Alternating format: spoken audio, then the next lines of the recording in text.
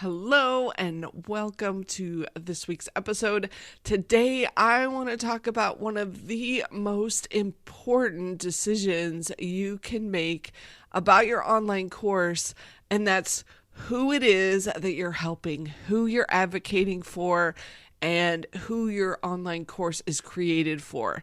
And I'm going to give you a little background secrets to my 20 years of looking for my perfect who, what worked and what didn't. So let's jump in. Welcome to the Course Creators HQ podcast, helping you navigate the latest techniques for creating and marketing online courses. And now, here is your host, Julie Hood.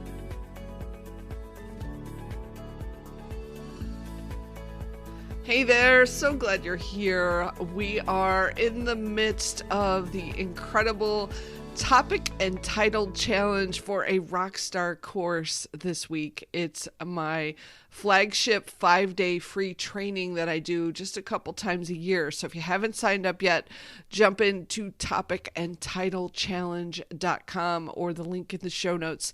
You can still catch up and get a hold of this. It's the week of January the 24th, 2022, if you're listening to this later on. And a big part of today's episode is also related to what we're talking about in this challenge.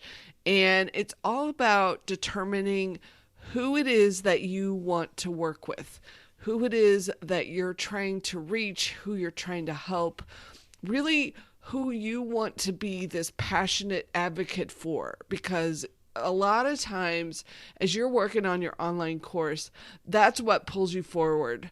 When you're too tired to work anymore, when you just don't feel like doing yet another Instagram post, it's the person on the other end who is listening to you, who is looking to you for advice. Those are the ones that can pull you forward and keep you working as you're trying to get some more motivation. So I've had a very interesting sequence of who's that I've been helping through the years. So I want to tell you a little bit about that as we go through today's episode. But before I do, I want to share a quote that just so happened to pop up for me this weekend that I think is just perfectly fit for what we're doing and possibly where you're at with your online course business. And that's from Oprah, and it says, "Transformation doesn't happen unless you're willing. It's your choice." And I just love that, because when you want to change something, whether it's with your business or anything else in your life, it really has to be a choice and a decision that you're going to make, that you're going to do things differently. You're going to think things differently. You're going to have different opinions, different thoughts, different directions that you're going to take, because your current thoughts and beliefs are what got you to where you are now. And to get to a different level, maybe it's adding a new course. It's something as easy as that. In order to make that happen, you have to sort of transform your current thoughts about it. And one of the big pieces of this is really thinking about who you want to work with. And that's why, as part of the challenge, we start by thinking about who the people are that you want to work with. And by this, I want to say, you may not necessarily know this right off the bat, but we're going to pick a direction. We're going to pick a person that we think might be our perfect audience. And let me give you a few clues that can help out with this. Number one, it may be someone who's like you. I have some of my clients that do focus on people who have similar situations to them because they want to help them through it. And that's a great place to start, because people who are like you probably have some really good depth into what they're going through, what their experience is like. So that can be a place to start. It may be an audience, let's say you're in a corporate job, it may be an audience that you work with there. So depending on where you're at from that perspective. Maybe it's just other people that have asked you for help in the past. So it's who you've helped previously get through the situation that your course is going to help them with. So those are a few places to start. And I want to give you permission to change this up. and here's why. So when I first started my online business, it was 20 years ago, and it was before YouTube. It was before all the social media accounts. And I just sort of turned an idea or a hobby into something that I thought, you know what, I think I could sell this. So I picked the audience of freelance writers because I had been intrigued by the concept of writing to get paid. I'd always written things for work and really liked a lot of writing, but I'd never gotten paid for it before. So I dove into, is this an option to make a little extra money on the side? Because I was doing the stay-at-home mom thing with my little kids. And so as I was digging into it, I realized it was one of those businesses where you really needed to be super organized, and you needed to really keep an eye on what it is you were doing, because if you didn't, you would miss opportunities, and you'd be submitting things in different places, and so you had to be super organized. And I didn't see a lot of resources at the time to help freelance writers with that. And I thought, you know what?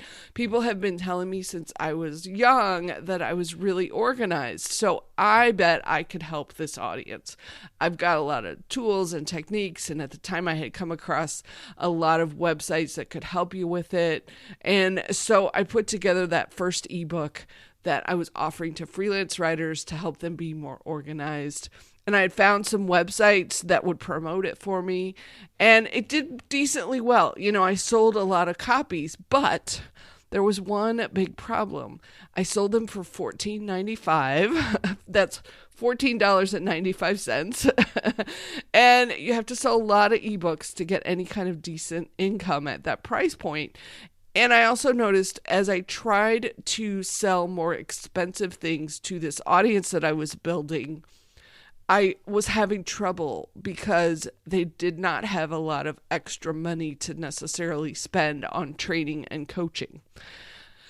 And so I realized, after it was probably a good year, maybe 2 years of working with this audience, that, this just wasn't going to work for me for the long term. And I needed to sit down and figure out a different audience that I could potentially work with. So then I thought, you know what? Okay, I really like this organizing thing. And this was all about the time that professional organizers were starting to appear. And like I said, this was before YouTube. So before you could watch YouTube videos about how to organize your closet and that kind of thing. So I thought, oh, you know what? I will go do consultations. So I did my first consultation. I got a client. I was supposed to help them organize their home, and we started going through things.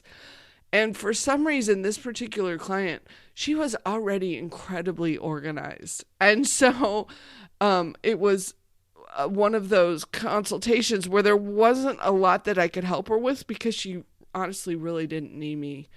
And as we were going through her closets and looking at her pantry and things, and I realized, you know what? I like to organize myself, and I like to organize the business side of things. I am not a closet, pantry, let me organize your bathroom kind of gal. That is not my passion. But I'd already started down this path, and I was like, okay, this is not my who. This is a good who. This is better than the writers, because people who are interested in this, they've got some cash to spend. They're willing to pay for it.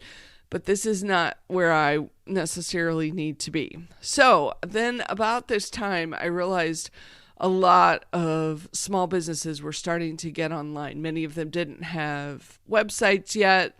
They needed to learn internet marketing. So I shifted again and realized I could help set up WordPress sites. 2005, I remember working with another gal, and we taught one of the very first classes on blogging. And this was a much better market for me because I was so passionate about it. I loved learning everything I could about it, and I just wanted to share it all with my audience. And it was something that they needed, so they were willing to pay for it. The biggest challenge I had with this group, though, is they were very diverse. So it could be a chiropractor that needed help one day trying to get more clients. The next day I'd have an author who was trying to sell books. Then there'd be a restaurant or a pizza place that was trying to sell more pizzas. And each of those required a little bit different attention and a little bit different approach. So it wasn't focused in enough on an audience that I could speak to easily. And by that, I mean, do I talk about selling pizzas? Do I talk about selling services? Do I talk about selling books? It was sort of all over the place. And it worked to a degree.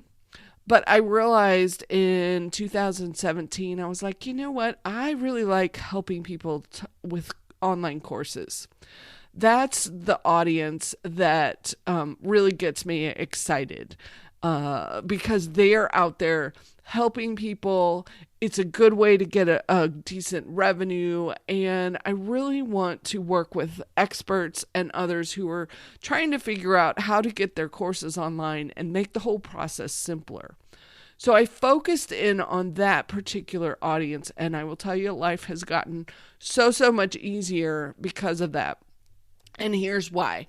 Number one, I know what the language is that my audience is speaking. We're talking about students. We're talking about selling courses. It's really easy to speak to and market to that audience. The other piece of this is that it fits really well with what I was already doing. So it was sort of a natural evolution. It wasn't like I was jumping ship to a completely new audience. It was just more of a focused in on the same audience, and I could use some similar messaging as far as talking about being online and how you do it. So that has worked very well. But if you're following the timeline here, we're talking about a 15-year gap of focusing in on the right audience. So I don't want you to have to take 15 years to figure it out. Let's talk about a few of the things that can help you sort of get to this quicker, get to your perfect audience a little bit faster. So how do you find this perfect audience? Well, there's a couple things that will point you in the right direction. One is, who is it that you're excited to help? Who are you just passionate about working with? Then it helps if you know how to speak their language. So I'll give you an example here. One of my friends is working with Gen X women. And so there's lots of common history, common language that she can use all about the 80s and some of those references.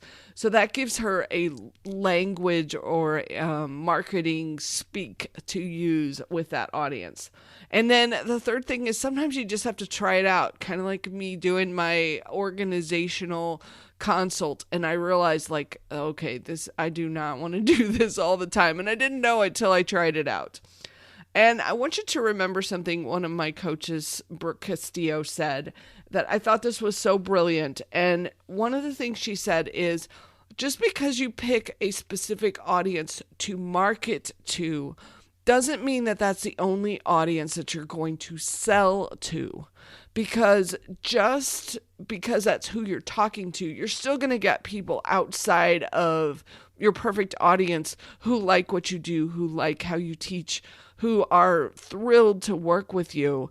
And that's fine. You can sell to whoever wants to jump in with you. It just makes it so much easier when you market to a specific audience. Okay, the last thing is, how do you know when you don't have the right audience? What are some things that happen? So the first one is you're not excited about it. You wake up in the morning and you're not just dying to help, or at least excited to help. Number two, you're not getting any kind of traction with the audience. So you're putting things out there. You think you're putting it in the right places, but nobody's excited about what you're doing, and you're not really getting people jumping in. The third one is you don't know where to find your folks. So you may have a really great audience that you're trying to work with, but if you can't find them and you can't get a hold of them somewhere online, it's going to be really tough to try to get in front of that particular audience. And then the last thing is really the results that you're getting. So, if people aren't signing up for your freebies, if they aren't excited to hear more about what you're doing, if you're just not getting any results, it may not be the perfect audience for you. And I give you permission to shift because, I did that for 15 years and it worked out okay.